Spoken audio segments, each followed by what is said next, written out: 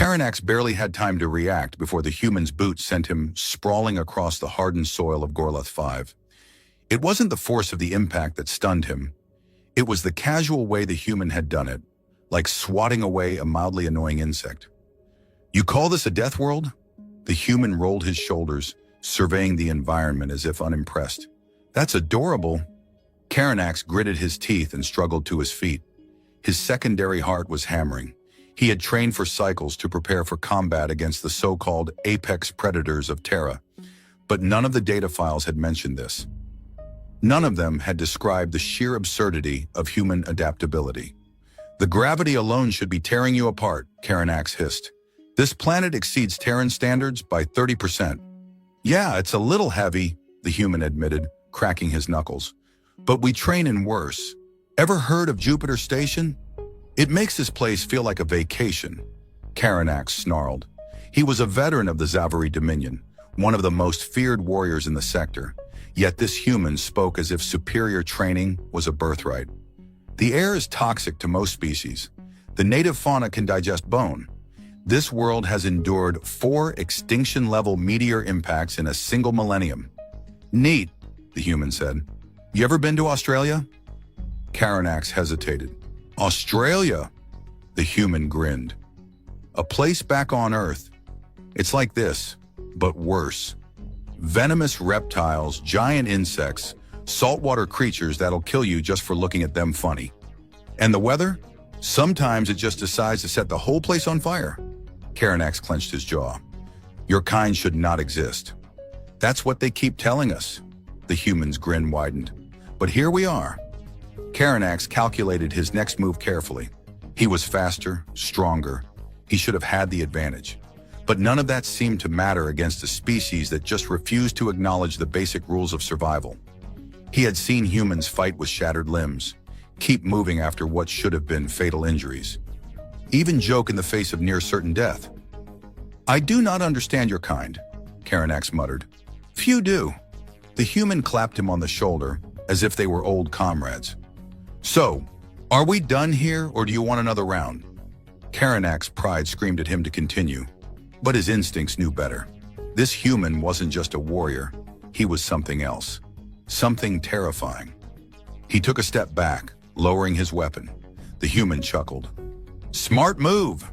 Before Karanax could reply, a distant explosion shook the ground beneath them. Both turned to see a thick column of smoke rising over the horizon. Karanax's communicator crackled to life. "Emergency static. Human forces have launched. Static. Sustaining heavy casualties. Static." The human sighed. "Sounds like your guys missed the memo." Karanax's mind raced as the battlefield reports streamed in. The Zavari war front was crumbling under a force they had underestimated. "You did not come alone," he growled. The human adjusted his gloves, glancing toward the horizon where the black smoke curled. "Of course not. We don't do things halfway." Karanax activated his communicator, his voice sharp. "Regroup at Sector Theta. Engage defensive measures. Reinforce our forward lines." A garbled reply confirmed compliance, but the human seemed unconcerned. "That won't help." Karanax narrowed his eyes. "You assume victory before the battle is over?"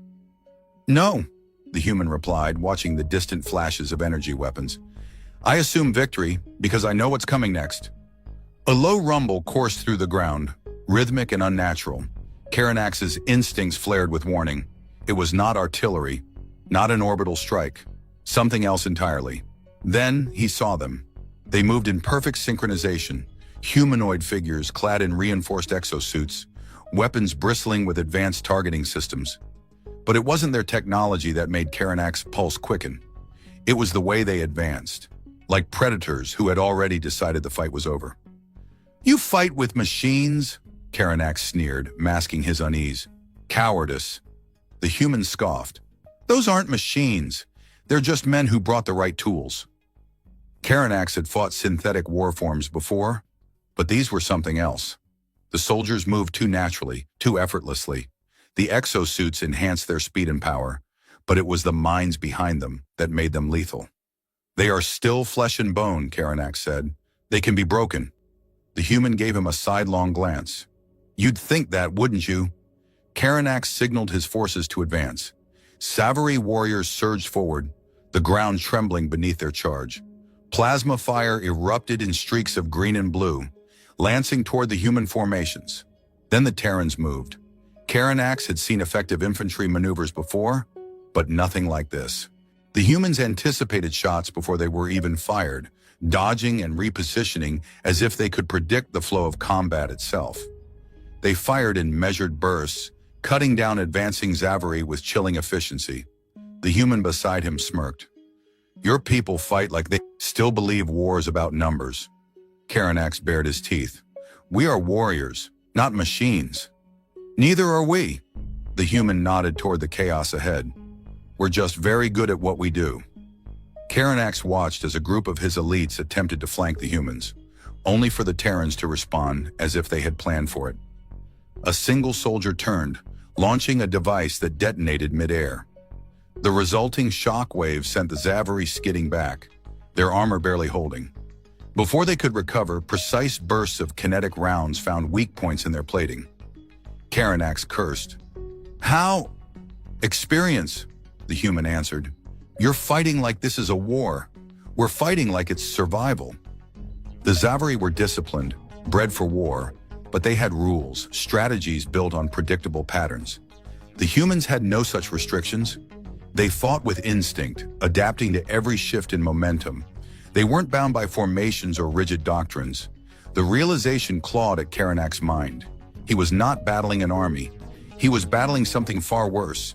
He was battling predators. His communicator crackled again, this time frantic.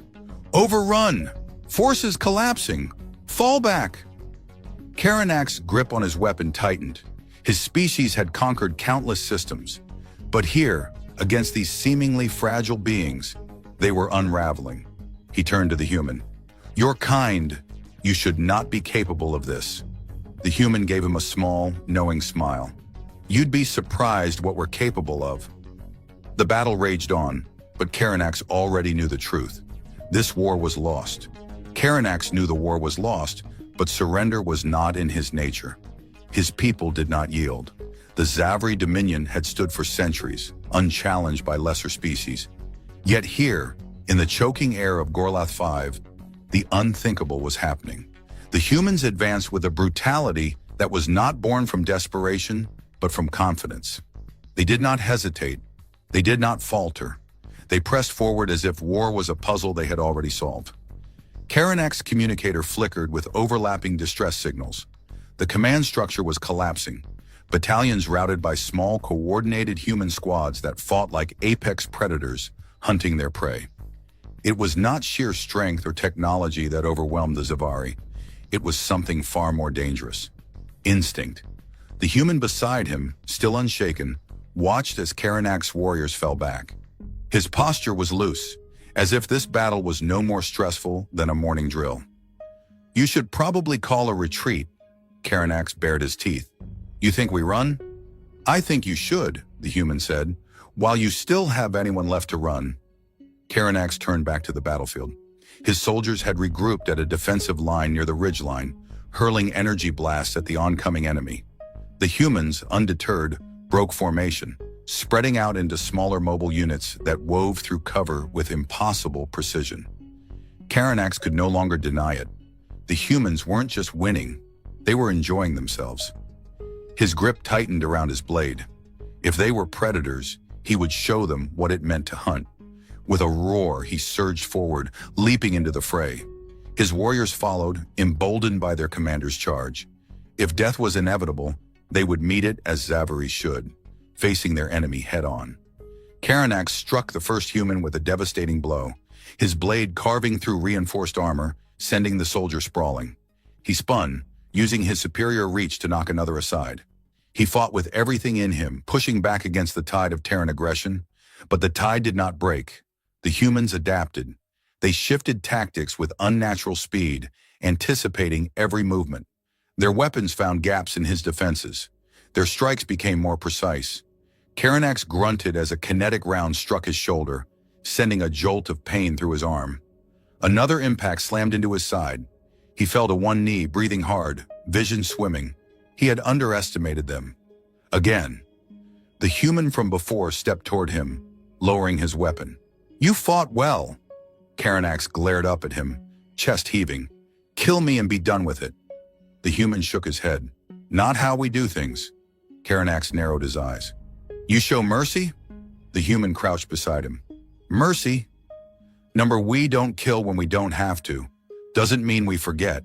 He nodded toward the battlefield, where the last remnants of the Zavari forces were surrendering. "Take your people. Leave this world. Go home." Karanax snarled. "You think we will not return?" The human smiled, but there was no humor in it. "Oh, I'm counting on it." He stood, stepping back as more humans arrived to secure the battlefield. Karanax's warriors hesitated, looking to their leader. He exhaled slowly. There was no victory to claim here, no honor in dying for nothing. He rose to his feet. "We will not forget this." The human nodded. "Neither will we." Karanax turned away, signaling his remaining soldiers to fall back. The Zavari had learned a harsh lesson today, one that would change the way they saw the universe. The humans were not just another species to conquer. They were something else entirely. Something worse. The silence aboard the warship was suffocating. Karanax sat alone in the command chamber, his claws drumming against the armrest of his throne-like chair. The battle was over. Gorlath V was lost. But the echoes of that day still haunted him. The Dominion had faced setbacks before. Worlds had been abandoned, wars prolonged. But this was something else. Never before had they met an enemy that changed the very definition of battle. The humans had not simply won through superior numbers or even superior weapons. They had won because they had something the Zavari had never encountered in an opponent. An instinct to survive, no matter the cost. Karanax reviewed the battle data for the 1,000th time. The humans moved as if the war was a natural part of them. Every encounter, every engagement, they adapted. They made no predictable moves, held no rigid formations. Their doctrine was no doctrine at all. It was simply the will to win, no matter what. His advisors had argued about what should come next. Some demanded retaliation, an immediate counterstrike on another human-held world. Others whispered of diplomatic efforts, of understanding the nature of these creatures before making another move. Karanax said nothing. For the first time in his long and decorated career, he did not know the right answer. The doors to the chamber hissed open, and High Strategist Zalek entered, his reptilian features tight with unease. "You have been silent since the retreat. The Dominion demands answers. What shall we do?" Karanax exhaled. "The humans do not fight for territory. They do not fight for resources. They do not even fight for conquest." He turned his gaze to Zalek.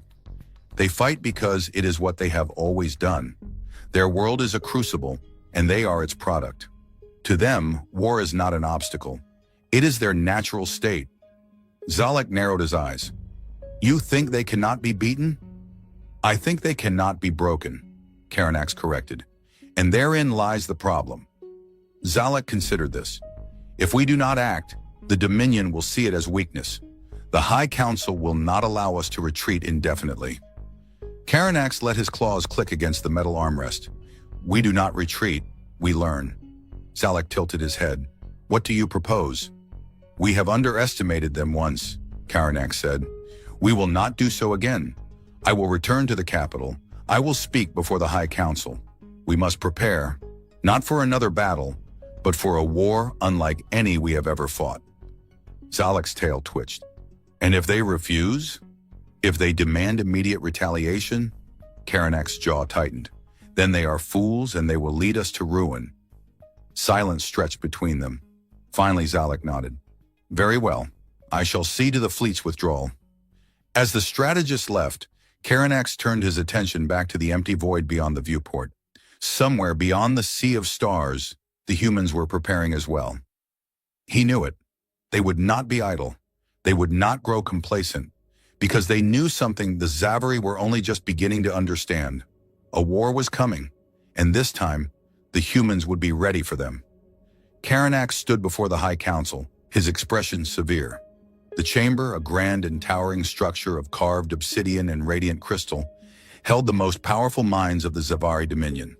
They sat in a semicircle, their scaled features betraying nothing as they listened. The air was thick with tension, a silent acknowledgement that they had suffered their first true defeat in generations. The humans must not be ignored, Karanax began, his voice steady. They are unlike any adversary we have faced.